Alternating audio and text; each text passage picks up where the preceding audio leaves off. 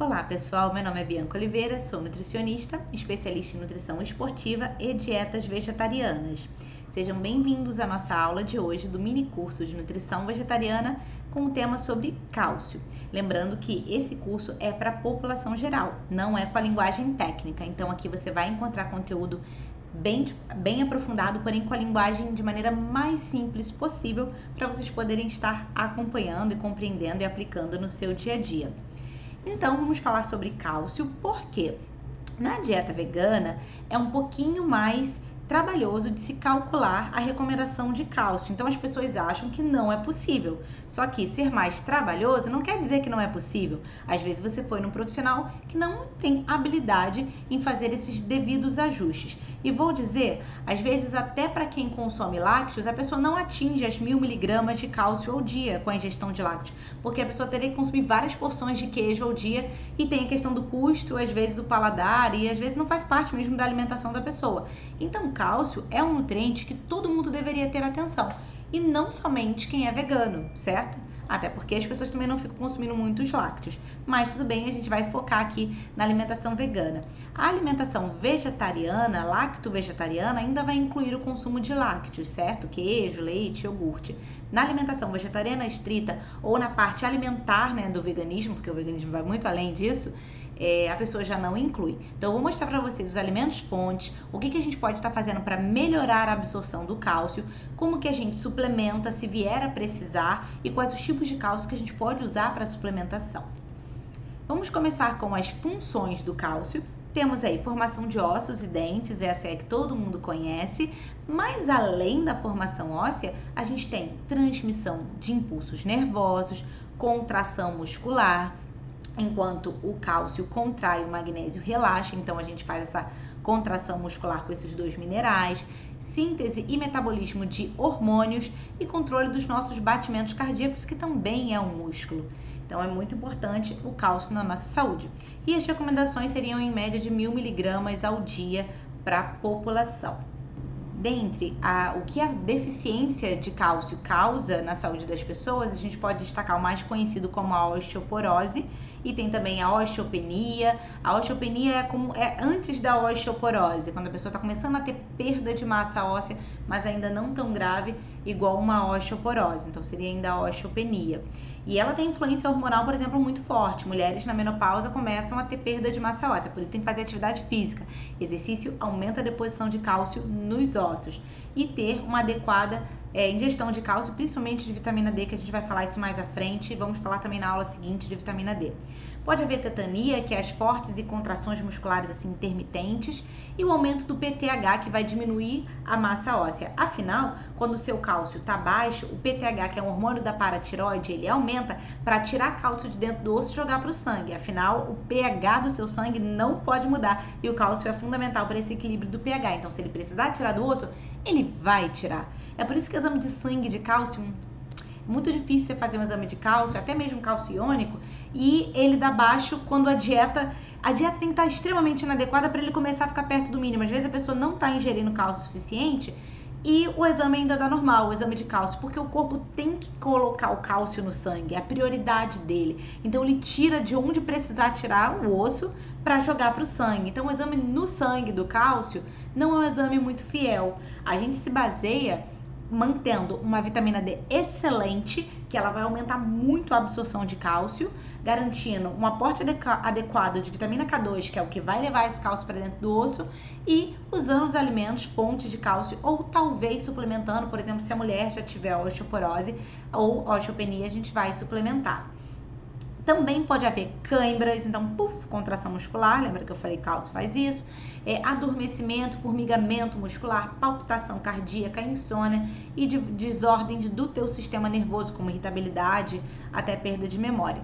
Então, o cálcio influencia para várias coisas, mas esses sintomas aqui geralmente é quando a pessoa está com uma ingestão bem inadequada, uma vitamina D muito baixa, porque às vezes, pessoal, você consome cálcio adequadamente, às vezes você nem é vegano, vegetariano, consome um monte de lácteo, ou usa alimento enriquecido. A gente tem leites vegetais enriquecidos com cálcio, onde um copo de leite chega a ter 500 miligramas de cálcio. Então, é uma quantidade muito alta. Em 2 copos você bate tudo que tu precisa no dia. Então, às vezes a pessoa até ingere o suficiente, porém, tem uma vitamina D inadequada. Se a vitamina D tá baixa, você pode nadar na piscina de cálcio, enfiar cálcio pelo olho, engolir quilos de cálcio, que você não vai absorver aquilo ali bem. Então tem que ter a vitamina D adequada no sangue. Cálcio sozinho, tá falando nada comigo, ok? E aí a gente tem as fontes vegetais de cálcio. A maior fonte é o gergelim, gente, riquíssimo. E aí o gergelim integral. Os minerais do gergelim estão na casquinha do gergelim. Então o gergelim despeliculado não é rico em minerais. Por exemplo, é pobre em cálcio. O cálcio está na casquinha. Então tu compra gergelim integral. Se for usar o tahine, que é a pasta de gergelim, é o tahine integral, que ele é um marrom mais escuro, não é aquele marrom mais caramelo clarinho, não. Meio bege, sabe? O bege mais claro é o tahine despeliculado, mas daí é fácil, bem escrito na frente. Tahine de gergelim despeliculado. Ou você vira o pote e lê os ingredientes, gergelim integral ou gergelim despeliculado. Então sempre o gergelim integral. Então uma fonte muito boa, você pode usar tanto o tahine quanto o próprio gergelim. Eu gosto muito de indicar fazer uma farinhazinha de gergelim para melhorar a absorção desse cálcio. Então use essa farinha de gergelim para fazer farofa, para fazer cookie, para usar em cima da salada também fica muito boa, ou o próprio gergelim que seja. O tofu também tem, mas daí eu tô falando do tofu preparado com cálcio, porque aí vai depender de como esse tofu foi preparado. Se ele foi feito com vinagre, ele não vai ter cálcio. Depende do tipo de coagulante que eles usam. Tem alguns coagulantes que são à base de cálcio, tem alguns que são à base de magnésio, tem alguns que são à base de ácido acético, que é o vinagre. Então você tem que ler nos ingredientes desse tofu se o coagulante foi à base de cálcio. Bem escrito, coagulante de não sei o que de cálcio, coagulante de não sei o que de magnésio, coagulante de vinagre, aí você já vai saber. Se tiver o nome cálcio, foi um coagulante à base de cálcio, senão ele não vai ter muito cálcio não, vai ter só o da soja, mas não do enriquecimento. A chia também tem uma quantidade extraordinária, a chia vai ter bastante cálcio, mais do que a linhaça, tá vendo? Ela até perde para a linhaça em ômega 3, a linhaça tem mais ômega 3 que a chia, mas a chia tem mais cálcio do que a linhaça. Então, aqui já responde aquela pergunta, Nutri, qual alimento é melhor? Não existe alimento melhor. Existe você ter uma dieta diversificada, porque um alimento tem mais de um negócio, outro tem mais de outro negócio. Então, se você consegue diversificar a sua alimentação, você consegue ter ela mais rica em micronutrientes. A cebola desidratada, que é aquela cebola em flocos que você compra na casa de grãos, que você usa para temperar. Rúcula, couve, avelã, edamame, que é a sojinha verde. O feijão branco tem mais cálcio que o feijão preto. Então, você vê que é bastante distribuído aí. Eu falo de novo das nossas sementes. As sementes têm bastante cálcio também. Também tem zinco, também tem vários minerais, proteínas. Então, as sementes sempre ajudam a gente, tanto em proteínas quanto em vitaminas e minerais. Então, onde couber semente na sua alimentação, inclua, tá? Então, dá pra botar semente na salada de fruta, na salada verde, em receitas, em cima da comida aleatoriamente. Então, onde você puder utilizar, vai ser bem interessante. Alguns fatores reduzem a absorção do cálcio, como o uso de inibidores da bomba de próton, igual a gente falou aqui em várias outras aulas. Esses antiácidos, eles atrapalham a absorção de vários nutrientes. Então, tá usando pantoprazol, omeprazol, esomeprazol, qualquer que termine com prazol, vai reduzir a absorção de minerais, e aí é muito importante você fazer o painel micronutricional com o teu nutricionista. Fazer a dieta com alta ingestão proteica, a pessoa com muita proteína vai aumentar a excreção de cálcio. Então tem até trabalhos falando que a dieta mais baseada em proteína animal tende a depletar mais cálcio e deixar a massa óssea mais exposta, porque o cálcio no sangue não vai mudar, então vai tirar o cálcio do osso para jogar para o sangue. Isso porque ela está comendo mais alimentos ácidos. Então a pessoa com muita carne, muito frango, muita proteína animal tem essa questão de excretar mais cálcio. Dieta muito rica em sódio, sódio também excreta cálcio, então é para evitar alto volume de sódio, e sódio tem mais em alimento industrializado e processado. Alimento in natura não tem muito sódio, fruta, legume, verdura, os grãos não tem. Cozinhe com pouco sal e evite alimento industrializado. Não adianta nada também cozinhar com pouco sal e comer um monte de biscoitinho integral que é cheio de sódio, aí não resolve. O fitato, além de atrapalhar a absorção de zinco e ferro, também atrapalha a absorção de cálcio. Então voltem lá na aula de ferro que a gente falou bastante dos fitatos. Coloquem de molho os grãos de um dia para o outro. Joga aquela água fora e cozinhe com uma nova água. Assim você reduz o fitato dos grãos. E os oxalatos, que também atrapalham a absorção do ferro, vai atrapalhar aqui o cálcio também. A beterraba é principalmente as folhas, viu? As folhas é que tem mais oxalato.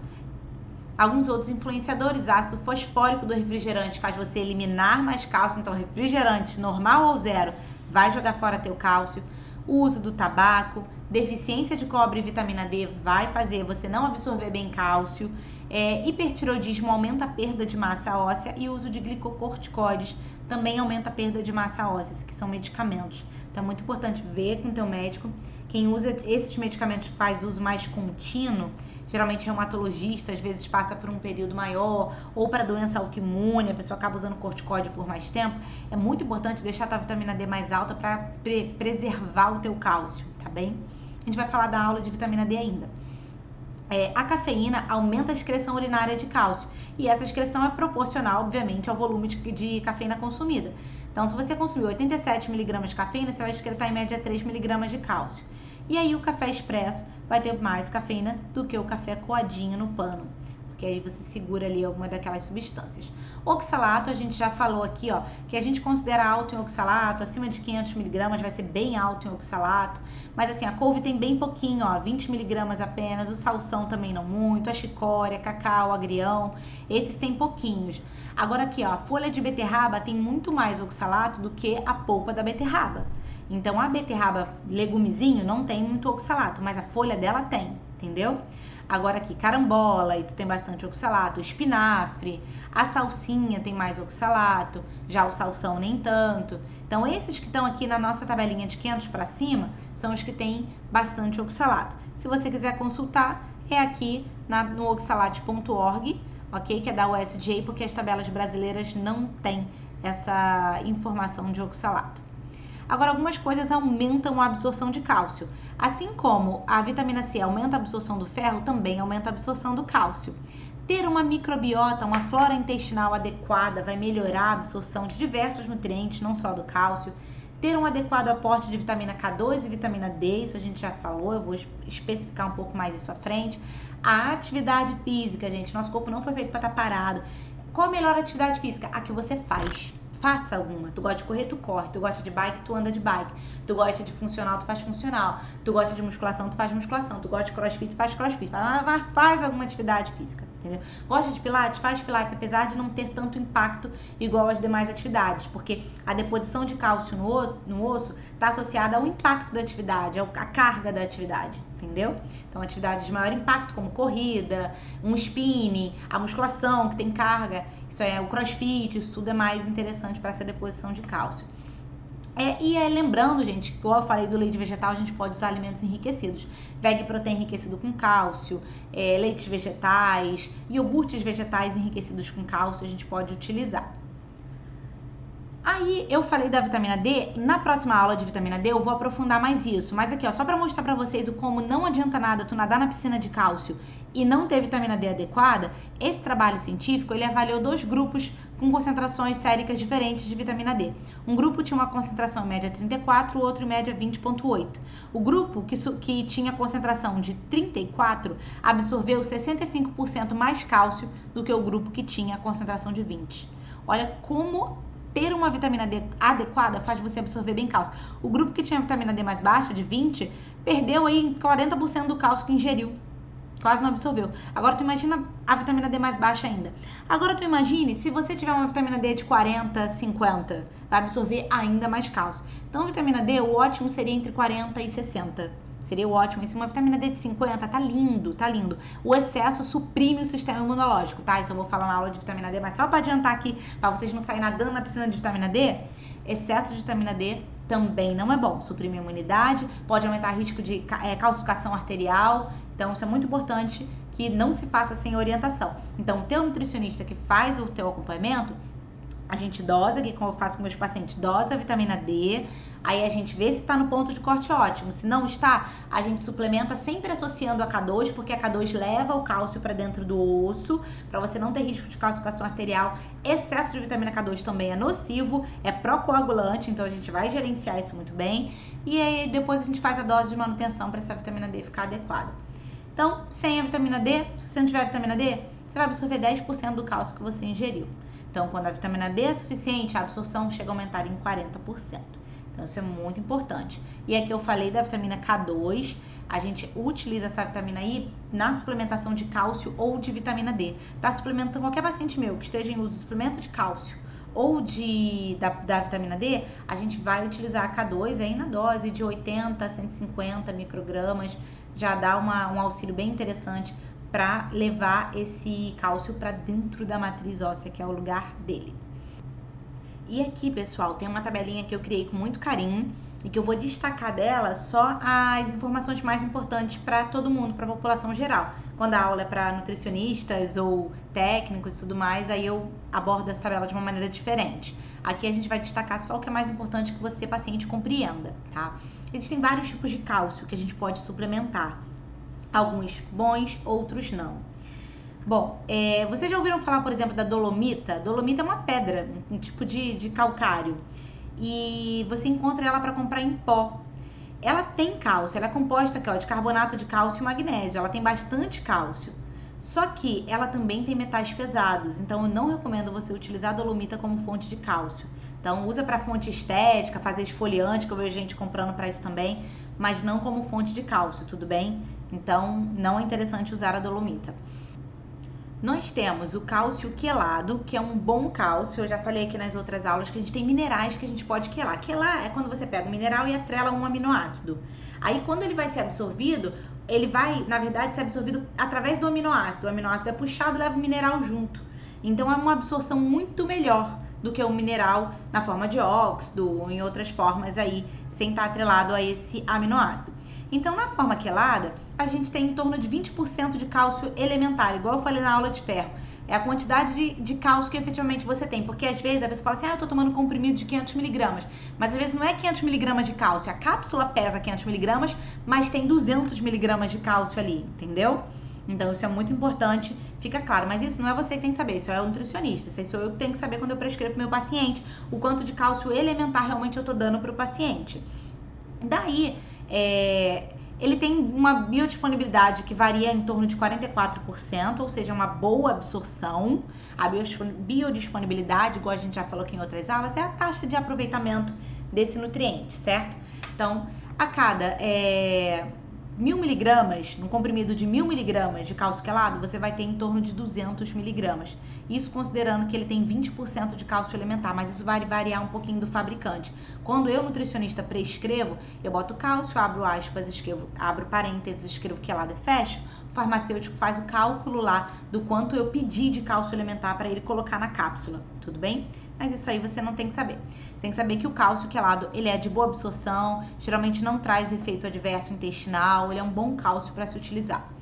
Nós temos também o citrato de cálcio, ele também é um cálcio que eu gosto bastante, porque ele está associado à proteção renal, porque se você suplementa muito cálcio por muito tempo, você aumenta o risco de pedra nos rins. A vitamina K, a K2, tá? Não a K1, ela vai auxiliar bastante nessa prevenção da pedra nos rins através da suplementação de cálcio. Porém, ainda assim, você suplementar doses altas de cálcio, que isso é feito geralmente para quem tem osteoporose, você tem esse risco de pedra nos rins. O citrato, como é o citrato de cálcio, o que é isso? É cálcio atrelado a uma molécula de citrato. O citrato limpa o teu rim. Ele previne que dê essa litíase renal, que é a pedrinha renal. E ele também quase não tem efeito intestinal, não dá reação intestinal, uma excelente absorção.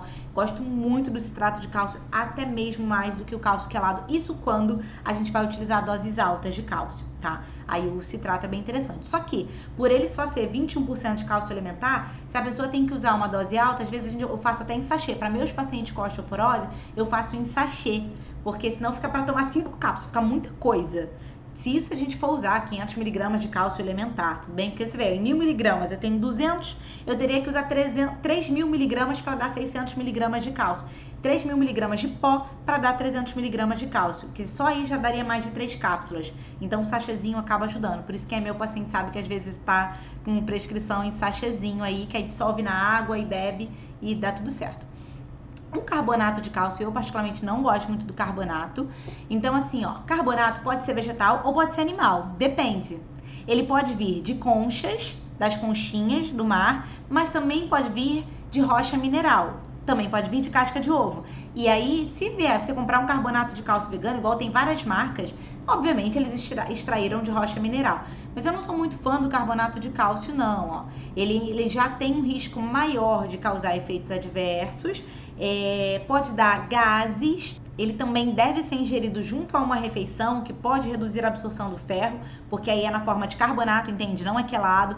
Então, pode causar constipação, travar o intestino da pessoa. Então, eu não sou muito fã do carbonato de cálcio, não. Apesar dele ter uma quantidade de cálcio elementar mais alta, A biodisponibilidade dele, a taxa de aproveitamento, é em torno de 27% se for de conchas de origem animal e 69% se for de origem mineral, aqui, vegetal, que seria indicado para os veganos. Mas é um cálcio que eu não costumo trabalhar. Eu costumo trabalhar com quelado quando doses baixas e o citrato quando em doses altas, ou o cálcio de algas, que é lindo, maravilhoso, gente.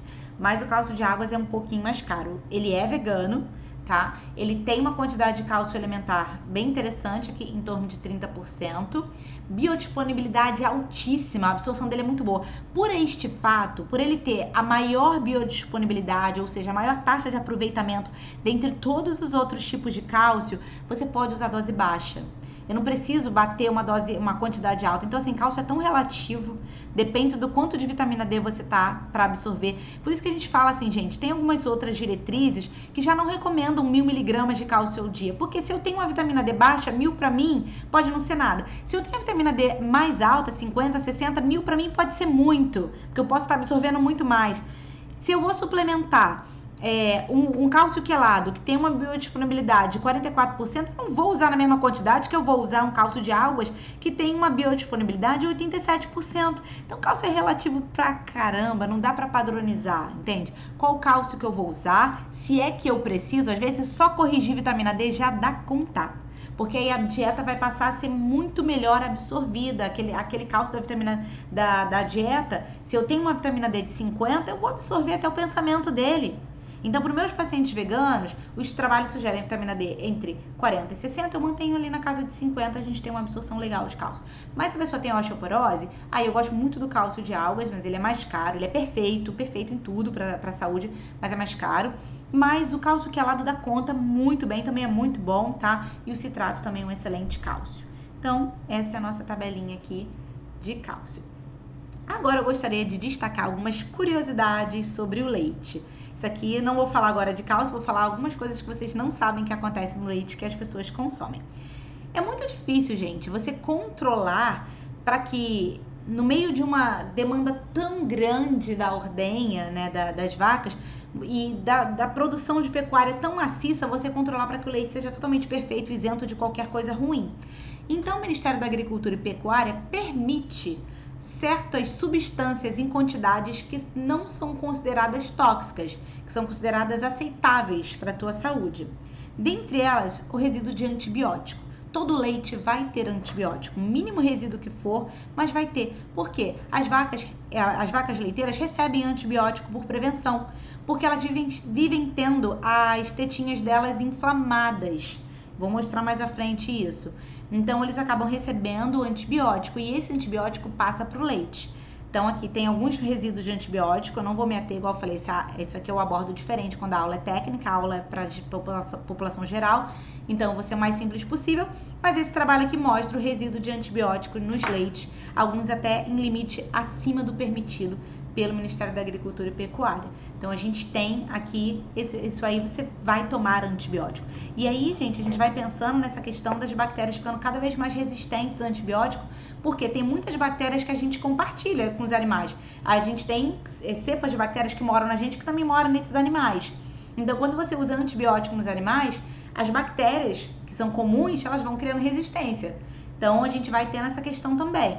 Então, às vezes, você vai precisar de usar um antibiótico, seu corpo, de repente, você toma tanto leite, você está sempre ingerindo resíduo de antibiótico, talvez aquela dosagem do antibiótico que o teu médico te passou, talvez já não dê conta, entende? Então, toda essa questão de antibiótico vai mexendo, aí a gente vai criando resistência também. Esse outro trabalho aqui mostrando também, ó, resíduo de antibiótico em vários leites. E aí, conforme a gente falou, como a vaca, pense comigo, a teta da vaca foi feita para o bezerro mamar, certo? O filhinho dela, assim como a da cadela foi feita para o cachorrinho, né? Enfim, da búfala para o búfalozinho e tudo mais. Até para as mães que amamentam, sabem, até quando o bebê vai puxar, às vezes fere a mama da mãe. Tu imagine uma máquina ordenhando a teta da vaca e não o bezerrinho puxando ali. E uma máquina ordenhando num volume muito maior que o bezerrinho mamaria. O bezerrinho não mamaria tantas vezes e num volume tão grande igual a máquina ordenha a teta da vaca. Fora que a boca do bezerrinho macinha não é igual àquela dureza da máquina, Então a gente tem um volume de ordenha muito maior e uma agressividade de um equipamento puxando. Óbvio que a teta dela vai inflamar. Óbvio que vai inflamar. Então, quando você tem várias vacas lá, e o que acontece? Os veterinários estão de olho. Estão de olho. A hora que viu, putz, essa vaca aqui tá com a teta inflamada, olha o pus aqui vazando. Tira ela da ordenha, separa e vamos tratar. E trata com antibiótico, blá, blá, blá e tudo mais. Quando ela tá bem, bota a bicha de volta lá pro sofrimento. Por este motivo, como é muito difícil numa indústria de leite, com bilhões de vacas lá sendo ordenhadas o tempo inteiro, você não deixar passar nenhum pouquinho de resíduo de inflamação para o leite, o Ministério da Agricultura, Pecuária e Abastecimento permite uma quantidade aceitável de células somáticas nesse leite.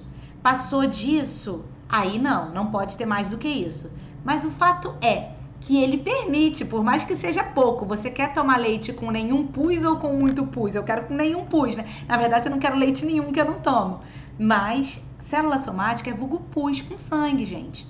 É a teta dela inflama, aquele emaranhado de pus e toda a inflamação que tá lá, igual vocês já ficaram com alguma ferida, é isso aí que acontece. Passa pro leite. Só que nisso, filhos, o leite já tá lá encaixotado, entende? Não dá pra você ver direto. Então é permitido por lei ter pus no seu leite. Só que numa quantidade pouca. Tá tudo bem, é pouquinho só, tá? Que você tá bebendo. Não esquenta não, vamos pular esse slide. Outra coisa que você também consome é cortisol. Cortisol é o hormônio do estresse, né? Assim, por assim digamos. E esse hormônio, ele passa pro leite. Essas vacas estressadas, afastadas de seu filho, chorando por dias, querendo os bezerrinhos que são tirados delas, né? E sendo ordenhadas por maquinário o tempo inteiro, por vezes feridas.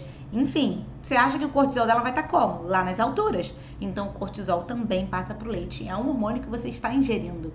Então são curiosidades, gente, que eu só gostaria de deixar aí pra vocês, mas quem quiser continuar tomando não tem problema, conforme eu falei, eu atendo pacientes não veganos, eu calculo dieta, incluindo as coisas que fazem parte do hábito, eu respeito o hábito das pessoas, até porque o nutricionista deve, por lei, respeitar o hábito da pessoa, né? Nós somos orientados a isso pelo nosso Conselho Federal de Nutrição, inclusive lançou em 2022, que estamos, um parecer novo falando exatamente sobre isso, o nutricionista que não respeitar o hábito da pessoa, né? E aí, o que nesse parecer do Conselho Federal de Nutrição diz? Diz assim, ou o nutricionista, ele monta a dieta do jeito, né, respeitando a cultura e o hábito da pessoa, ou ele encaminha para quem sabe. Então, se você for um nutricionista que falou para você que você tem que tomar leite, tem que comer carne, ele tem duas opções. Ou ele vira pra você e fala assim, olha só, eu não sei trabalhar com essa linha, essa não é a minha especialidade, te encaminha pra um outro profissional, ou ele não pode mais virar pra você e falar assim, isso aqui, você não comer carne é errado, você não tomar leite é errado. É lei agora, é lei do Conselho Federal de Nutrição, que foi publicado em 2022, tá bom? Então eu atendo veganos e atendo quem não é vegano também. E é claro, assim, eu vou ensinar o paciente que não é vegano as quantidades, né? Porque às vezes a pessoa vem comendo 2, 3 bifes no almoço, tem necessidade menor disso, né? Tudo tem recomendação máxima ali permitida, ok? Mas meus pacientes veganos, a gente consegue facilmente manter essa vitamina D mais alta, garantir uma absorção de cálcio legal. Se já tem alguma perda de massa óssea, a gente vai utilizar um daqueles cálcios que eu falei lá, que eu gosto bastante de trabalhar. Aí eu vou orientar em relação à dosagem, tudo certinho que a gente vai estar utilizando, tá bom? Aguardo vocês na nossa próxima aula. Tchau, tchau!